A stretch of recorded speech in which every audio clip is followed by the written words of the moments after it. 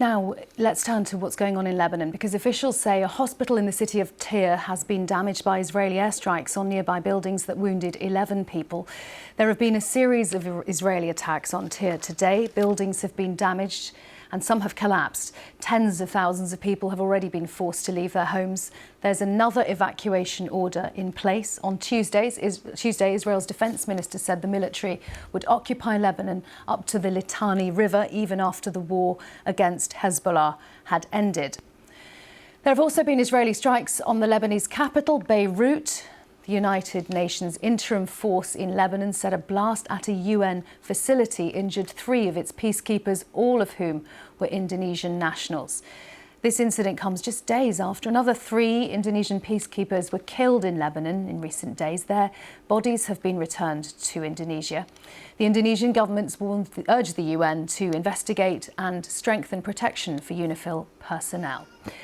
Well, let's speak to our correspondent in Lebanon, Rami Ruhaim. And Rami, first of all, tell us what is going on there in the capital, Beirut.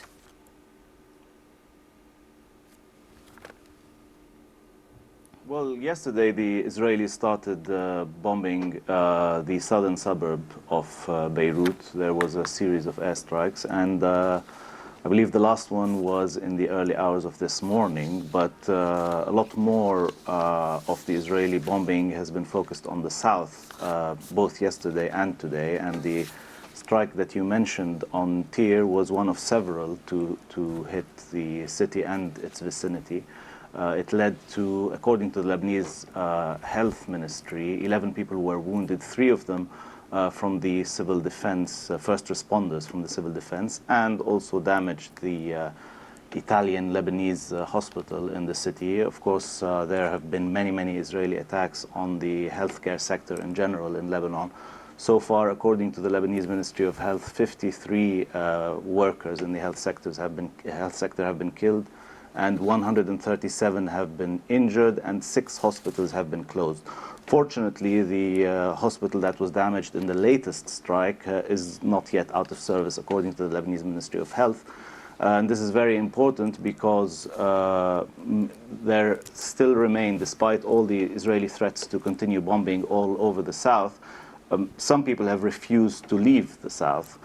So these people would be in need of remnants of the government's ability to provide for them in terms of health and in terms of their other needs, and all of this is under threat. There have been many accusations and a widespread belief that Israel is essentially targeting everything that makes life possible in the south, whether it's water infrastructure. Yesterday they targeted that, according to an authority, a government authority that said 2 structures were hit, stations. Whether it's bridges that link the south to the rest of the country, and of course the health sector, hospitals, ambulances, and health sector workers. So all of this creates the belief and the accusation that there's a drive to make sure nobody stays in this region. And this includes, of course, the fact that people will be wondering whether they will be able to access not just health care in case they are wounded or affected by the war, but also their ordinary, normal medical needs. Rami, there's been another incident injuring UN peacekeepers. What do we know about the circumstances of that?